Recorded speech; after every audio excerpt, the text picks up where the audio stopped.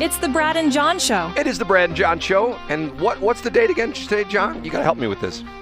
Today is June 19th, 2025, a.k.a. Juneteenth. I'm not making fun of the reason for Juneteenth, but I've said this before. We have too many holidays, and we have another holiday. Now, here's the interesting thing, John. I will get to Franklin County, Tennessee in a minute. But why don't we have any Juneteenth sales? I mean, we have Memorial Day sales, Labor Day sales, Thanksgiving, Black Friday. Have you heard one? Hey, it's Juneteenth on Thursday. Come in and buy a mattress. I'll tell you exactly why, Brad, because I think if a corporation came out with a Juneteenth promotional thing, they would be accused of cultural appropriation. And you know how black people say, or some angry black people will say, our culture is not your costume. If a mattress store treated Juneteenth like they treated President's Day, you would have black organizations that would caterwaul and complain and say, oh, history is not for you to celebrate 20% off your Serta. Perfect sleeper. That's not what MLK marched for. And so you don't want to deal with the blowback, so you don't have a Juneteenth sale. I just think it's sort of weird. Okay. I made a mistake in the last break. I said Franklin County, Tennessee. It's actually Franklin, Tennessee, which is a city in Williamson County, okay? It is about 21 miles south of Nashville, one of the principal cities of Nashville metropolitan area. Franklin, Tennessee is akin to Ladue, okay? You get what I'm saying? But I get exactly what you're saying. But a little bit more spread out. Ladue is a little bit, there's some smaller homes in Ladue, and the homes are somewhat together. But Franklin, Tennessee is a little bit more spread out. And we use as fills because we have network breaks because we're doing network programming when we do Armstrong and Getty, and they're like a 5-minute break, and we don't have enough commercials. We have commercials that I put in. We have various things that I put in. Sometimes it's Ronald Reagan quotes and things like that to fill that break. Okay, there's a funny rap these guys put together that are from Nashville, and they talk about Franklin, Tennessee. And one of the lines in there is something to the effect, and it's sort of like what you and I were just talking about with the people smoking dope at the Little League parks. They talk about the women walk around with their Stanley tumblers filled with rosé. Yeah, and that's exactly right, Brad. You're 100, and that's a reality. Right. And look, I have all sorts of crazy, weird, things. I am like nobody's, prototype or anything like that. I am just, the older I get, the more I become not a part of what my fellow people in my age group are. I'm not retired. I don't play pickleball.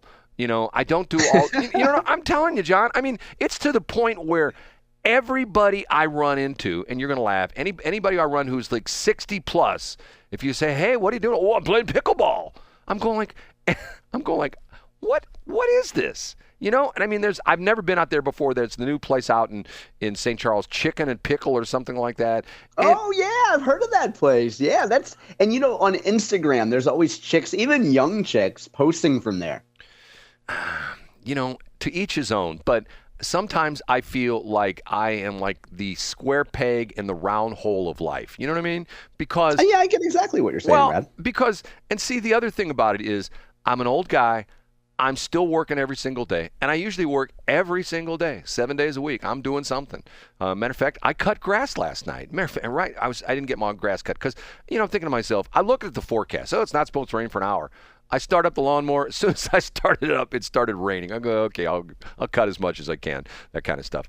And once again, I enjoy doing that. And so, there's the perfect example. So many people in my age bracket, you still cut your own grass? I have a lawn service. I don't even touch that stuff. Matter of fact, I sold my lawnmower and my weed eater. I don't even have those anymore.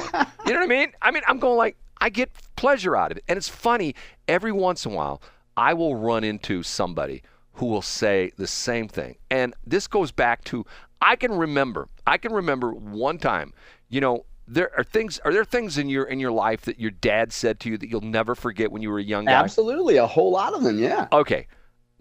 Our house was a house where we had a rear entry garage. So it was, and it was a walkout basement. So you went down a hill on the side of the house, and there was a big turnaround, and I'd cut the grass that day. And we came down, it was night, and the headlights were on, and my dad, as he's turning through the turnaround, the headlights hit a little patch of grass that I missed. I mean, like little tiny patch, like maybe, I don't know, an inch or 2 inches, couple, things sticking up in the air. And my dad looked at me and he says, "You missed that." That's all he said. Yeah. No, which he probably thought was semi-helpful. Right. And he wasn't being critical the way he said it. And I thought to myself, you know what? He was an engineer. He had a sense for detail. He's like you. He was a detail kind of guy. Do you think maybe his ghost was present when I texted you and said, "What is the Brad and Bron John show?" Right, because he was a detail guy. Now I'm not. And to the point being, what was interesting was, and there were times when he said, "You did a nice job with the grass," and to this day, there's a moment in my life, and every time I cut grass, and I'll be honest with you, I cut grass about 3 or 4 different locations. Don't ask me where because it's sort of secret. But when I leave, I purposely, look at what I cut, and I think to myself, not bad. I mean, and if you really get into this, I'm on a couple. You're going to laugh at this. I'm in a couple of not YouTube, but a couple of Facebook groups that are these professional lawn guys, and it's so fascinating because once again, you see people. I don't care what it is. You see somebody who's a carpenter or a electrician, and there are your run-of-the-mill carpenters and your run-of-the-mill electricians, and there are some pretty good carpenters, electricians, and there are master electricians and carpenters that when you see their work, you go, whoa, and you're going to laugh at this one. I'm in another group with a bunch of electricians, and they show circuit breaker boxes, and they show the horrendous ones that look like people just threw wire into the thing and just closed the door and shoved it all in there. And then you see other ones that are so meticulously crafted that each line comes down and does a 90-degree turn into the circuit breaker, and all the wires are zip tied together, and all the wires have identifying markers on them, and everything is absolutely positively perfect. Okay, I'm the in-between guy. I'm not the super sloppy guy. I'm not the super, excellent guy. I'm the in-between guy. And when I read these guys post about lawn care, it's to the point where, like, okay, for example, here's one for you.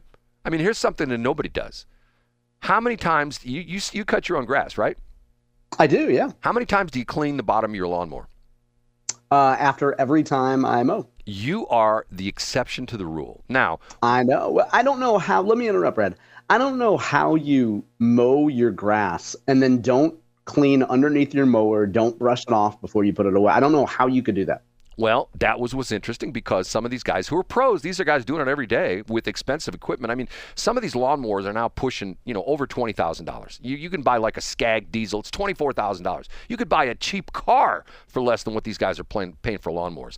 And the one guy talked about the fact that he doesn't do it every day, but he does it like every third or fourth day. He cleans it down to, and this might be a tip for you, he cleans it down to the metal, and then he sprays it with either PAM or WD-40. Like as a repellent. Exactly. And the grass has a tendency not to see. There's a tip for you, John, when you clean your bottom of your lawnmower. Yeah. Wouldn't PAM...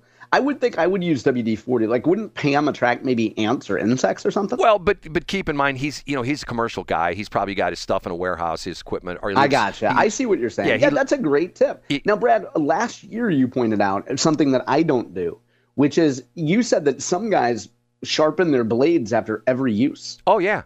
I mean, and matter of fact, if you ever go to, this is like real Brad nerddom stuff. If you ever go to a golf course, and you ever go to the maintenance, or if you go where they keep all the equipment, stuff like that, if it's a big golf course, they have sometimes, almost any golf course of any size has at least one guy. All he does is maintain the lawnmowers and primarily sharpen the blades. And if you know the kind of lawnmowers they use, for the most part, they don't use rotary mowers. They're using reel mowers. You know what a reel mower is, John? Yeah, I do know, yeah. Okay. Back in the day, you had the push reel mowers. We talked about this early on, Brad. I bought a reel mower, and after one mowing, decided it was a terrible idea. You know what's funny about that? I know probably A half dozen people have told me that same story. One woman that I know who's like super green, this is going back like 10 years ago, she said to me when she knew I was a grass cutting guy, she says, well, you're polluting the environment by when you're cutting your grass with that gas powered lawnmower. And I go, yeah, I'm not going to use a real mower. And she sheepishly admitted to me that she decided she was going to not pollute the air anymore and not use her gas powered mower. She went out and spent like $300 on a real mower, and they're not cheap. $300 is actually a cheap one. And she bought a real mower, and after like half her grass, she goes, I'm going back to my gas mower, because it's not miserable easy. Experience. Right, Brad. it's terrible. So it's one of those things. And like with you, John, I'm going to throw this back at you. With you, I admire your precision. I admire the fact that you have everything absolutely positively precise. You're a number one. And and I appreciate that. And you know what? As hard as I try to be a neat person and organize things, I can't do it. It just is not in my DNA. And to the point where and it's to the point where sometimes people would come in the old days and see my office and they go, how can you find anything? And I say, ask me where something is. And I can always find it. It may be buried under, it's in this pile right here. Okay. That's not John. And what's interesting about that is I would love to have the John Combest mindset. I really would, but it's not me. And yeah, and you know what? And what's good about you, Brad? I it sounds fawning to say what I admire is you don't try to force yourself, and like you don't try to say. Think of how many people Google, I need to be more organized, and then watch a dozen YouTube videos. And then get frustrated with themselves because they can't be organized. So as long as you know where stuff is, that's what matters, right? Or think about this for a minute. And this is something I've heard over the last week. Think about this for a minute. We have this great system of government. We have this, and there are flaws in it. There's dings and stuff like that. And the founding fathers knew this. They knew going forward there would be all sorts of weird problems, stuff like that. But yet we have, for the most part, freedom. Okay. What are we trying to do when we go into countries like Iraq? We're trying to give them democracy. And you know what? They don't want democracy. They want someone to say, at 2 o'clock today, you will bow down and worship the fact that I am your supreme leader of this country. You know what I mean? And some people go, yes, we will do that. You know what I mean? And to the point where... Brad, and that's why, let me interrupt. That's why during COVID, we saw exactly what you mean, because there's a number of people that want daddy government to tell them where to go, what to do. Exactly. That frees them from the ability to have to take any responsibility or make any choices. Because then when their life sucks, in 6 months, they could say, I just followed the rules. I did what the government told me to do. Right. And if we ever had a period of time where the government, and think about this, 20, 30 years from now, there will be all sorts of books, probably they're being written right now, about how the whole COVID shutdown was disastrous on many fronts, and probably for the sheer fact of what happened to our country is that we threw all the rules, the Constitution, all the different things, we threw it out the window and became an authoritarian state. Agree with me on that? I agree with you, Brad. Absolutely. And essentially, you can't do this, you can't do that, you can't go here, you can't go there. The small businesses all had to shut down, but yet the big boxes, the Wally Worlds and the Home Depots and places like that could stay open. This restaurant couldn't be open. This one could. You can't do this, you can't do that, you can't fly, you have to stay 6 feet away, blah, blah, blah, blah, blah, blah, blah, blah, blah, blah. And it's to the point where now it's to the point where I'm almost surprised that there wasn't like a huge rebellion, almost like the Second Revolutionary War, where the average Joes are going like, you know what? I'm tired of the government telling me I can't go eat at Applebee's. I'm tired of the government telling me I can't send my kids to school. I'm tired of it, and we're going to kick some butt and get things open back up again. Get what I'm saying, John? Yeah, I get exactly what you're saying. Now, Brad, back in the day, you did a bunch of YouTube videos, I think for Westplex 1071, where you highlighted businesses that were like, to heck with it, we're reopening, come support us. Sandy Hillermann at Hillermann Nursery in Florist, when she still owned it, now it's a Hoffman place, I did tons of ads for her because she got shut down by COVID, okay? But yet her problem was she sells nurseries, plants and flowers and, topsoil and crap like that, all that kind of stuff that I don't do, that she got shut down, but yet Wally World was open, and you could go to Wally World and you could buy, plants and flowers and stuff like that. Same thing with Ace, something with Lowe's, okay? And finally she said, I'm not doing this anymore. And she said, I'm just opening up. And she did. And in Franklin County, nobody came and slapped her wrist or anything like that. She just essentially said, look, I've got a business. This is a family business. I got to keep it going.